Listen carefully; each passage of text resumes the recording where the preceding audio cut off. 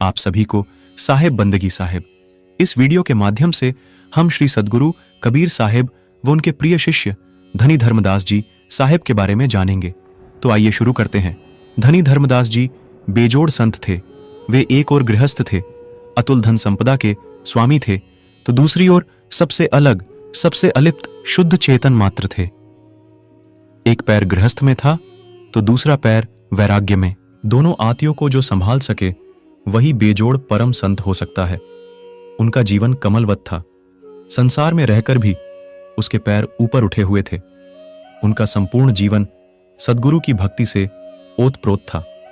भौतिक संपदा के आधार पर नहीं, बल्कि सत्य और गुरु भक्ति की महान उपलब्धि के आधार पर ही उन्हें धनी धर्मदास कहा जाता है। भक्त अपने आराध्य गुरु की प्रशंसा स्तुति तो करता ही है, परंतु स्वयं सद्गुरु अपने मुख से बार बार जिस शिष्य की प्रशंसा करे, ऐसे धन्यभागी महापुरुष धनी धर्मदास जी ही हैं। रीवा संभाग के बांधवगढ़ नगर में सुप्रसिद्ध कसौधन वैश्य मनमहेश जी के गृह में धनी धर्मदास जी का जन्म संवत 1452 की कार्तिक पूर्णिमा दिन गुरुवार को हुआ था।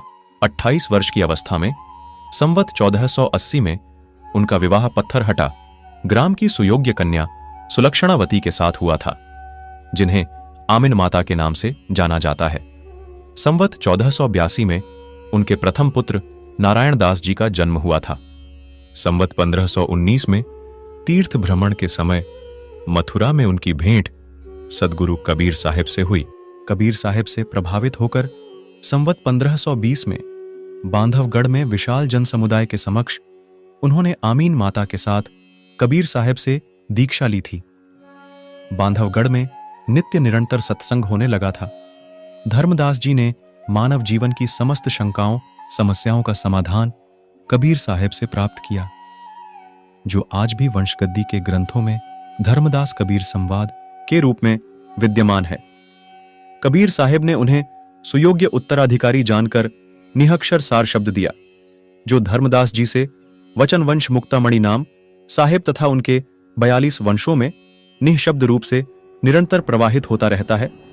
कबीर साहब ने धर्मदास जी को आशीर्वाद दिया कि मेरे अंश रूप में माता आमीन के गर्भ से मुक्तामणि नाम साहब का अवतार होगा, जो जीवों को शब्द जहाज में बैठाकर मल्लाह की भांति काल के कठिन जाल से मुक्त करेंगे।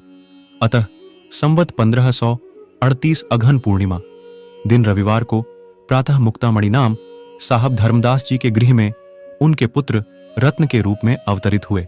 कबीर साहब के आदेशानुसार धर्मदास जी अपनी अंतिम समाधि लेने के लिए जगन्नाथपुरी पहुंचे। तब उनके जीवन के मात्र 13 दिन ही शेष थे।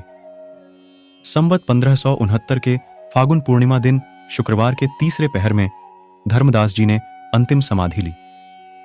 सद्गुरु कबीर साहब की महान ज्ञान गंगा को भारत भूमि में प्रवाहित करने का श्रेय धर्मदास जी साहब को है। कबीर साहब बोलते जाते थे, धर्मदास जी लिखते जाते थे। कबीर साहब के समस्त वचनों को संग्रहित और लिखने का महान कार्य धर्मदास जी ने ही किया था। सद्गुरु की प्रेम वर्षा से धनी धर्मदास जी के जीवन के सभी भेद विलीन हो गए थे। साहेब बंदगी साहेब। वीडियो अच्छा लगे तो लाइक और शेयर जरूर करें।